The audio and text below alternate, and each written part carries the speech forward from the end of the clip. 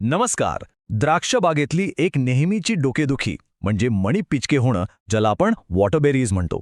ही समस्या बऱ्याच बागायतदारांना सतावते. पण चांगली गोष्ट काय माहितीये का? यावर एक अगदी सोपा आणि खात्रीशीर उपाय आहे. चला तर मग आज आपण ह्याच समस्येच्या मुळाशी जाऊया आणि पाहूया की यावर कायमचा तोडगा कसा काढायचा. बरं, कुठल्याही प्रॉब्लेमवर उपाय काढायच्या आधी तो प्रॉब्लेम नेमका काय आहे हे समजून घेणं महत्त्वाचं असतं, बरोबर? तर सगळ्यात आधी आपण हेच बघूया की ही वॉटरबेरीज म्हणजे नक्की काय आणि आपल्या बागेत ती ओळखायची कशी. कल्पना करा, द्राक्ष मस्त पिकायला लागली आहेत, मण्यांमध्ये पाणी उतरायला सुरुवात झालीये आणि तेव्हाच काही मणी वेगळेच दिसायला लागतात. त्यांच्यात गर नीट भरत नाही, ते थोडेसे हिरवट राहतात आणि अगदी काचेसारखे पारदर्शक दिसतात. याच स्थितीला, याच समस्येला आपण म्हणतो वॉटरबेरीज. आता हे फक्त काहीतरी वरवरचं नाहीये हा. याचं मूळ कारण ते दडलेलं आहे मण्यांपर्यंत न पोचणाऱ्या पोषणात. सोप्या भाषेत सांगायचं तर वेलीकडून मण्यांना जे अन्न मिळायला पाहिजे ते मिळत नाहीये. कुठेतरी काहीतरी गडबड होतीये. पण प्रश्न हा आहे की हा अडथळा येतो तरी का? तर मग तोच प्रश्न की हे पोषण अपुरं का पडतं. यामागे काही मुख्य कारणं आहेत आणि ती थेट आपल्या बागेतील व्यवस्थापन आणि आजूबाजूच्या वातावरणाशी जोडलेली आहेत. चला, ती कारणं कोणती आहेत ते पाहूया. या समस्येमागे खरं तर 3 मुख्य खलनायक आहेत. पहिला म्हणजे वेलीच्या क्षमतेपेक्षा जास्त घड ठेवणं, म्हणजे ओव्हरक्रॉपिंग.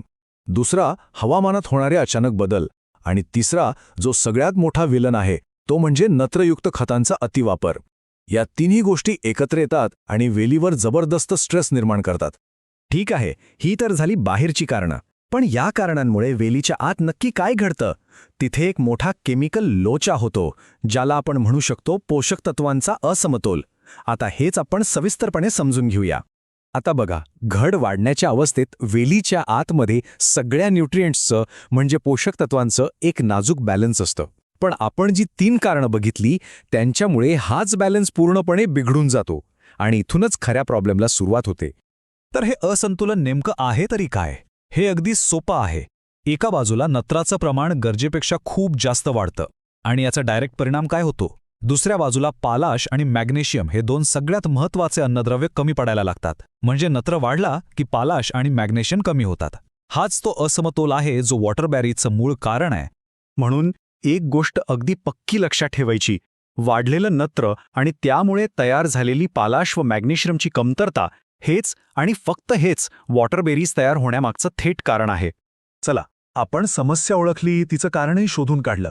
आता सर्वात महत्त्वाचा भाग, यावर मात कशी करायची, यावरचा खात्रीशीर उपाय काय आहे? उपाय अगदी सरळ आहे. आपल्याला फक्त वेलीच्या आतला हा जो बिघडलेला बॅलन्स आहे ना, त्याला परत जागेवर आणायचा आहे. आणि हे करण्यासाठी एक अचूक फवारणी हाच सगळ्यात प्रभावी मार्ग आहे. आणि या कामासाठी 2 उत्पादनं खूपच प्रभावी ठरतात. पहिलं आहे न्यूट्री कॉम्प्लेक्स गोल्ड 0946 आणि दुसरं आहे बासफोलियर ऑलिव्हाइन फ्लो.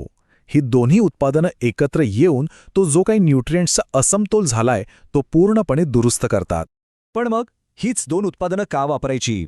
याचं कारण असं आहे की एकतर ती हाय क्वालिटी आहेतच, पण सगळ्यात महत्त्वाचं म्हणजे ती पानांमधून खूप पटकन शोषली जातात. Fast absorption. आता बघा, मणीवाढीची जी स्टेज असते ती खूप नाजूक असते. आपल्याला रिझल्ट्स लगेच हवे असतात आणि तिथेच ही उत्पादनं आपलं काम चोख करतात. आता सगळ्यात महत्त्वाचा मुद्दा, वेळ आणि प्रमाण हे चुकलं नाही पाहिजे. ज्यावेळी द्राक्षमण्यांमध्ये पाणी उतरायला सुरुवात होते, बरोबर त्याच काळात ही फवारणी करायची आहे. प्रमाण लक्षात घ्या. न्यूट्री कॉम्प्लेक्स गोल्ड 0946 घ्यायचा आहे 2.5 ग्राम प्रतिलिटर पाण्यामागे आणि बासफोलियर ऑलिव्हाइन फ्लो घ्यायचा आहे अर्धा ते 1 मिली प्रतिलिटर. एक गोष्ट लक्षात ठेवा, योग्य वेळ आणि योग्य डोस याच गोष्टी खरा फरक घडवतात. आणि विश्वास ठेवा, जर ही फवारणी योग्य वेळी आणि अचूक प्रमाणात केली तर वॉटरबेरीजची समस्या फक्त कमी होत नाही, तर ती अक्षरशः मुळापासून नष्ट होऊ शकते. हा काहीतरी नवीन प्रयोग नाहीये, तर अनेक शेतकऱ्यांनी अनुभवलेला आणि सिद्ध झालेला उपाय आहे. तर मग जाता जाता एक महत्त्वाचा प्रश्न, आपल्या वेलीचं पोषण संतुलित आहे का, यावर नक्की विचार करा. कारण लक्षात ठेवा, योग्य आणि संतुलित पोषण हेच चांगल्या दर्जेदार द्राक्ष पिकाचं खरं रहस्य आहे.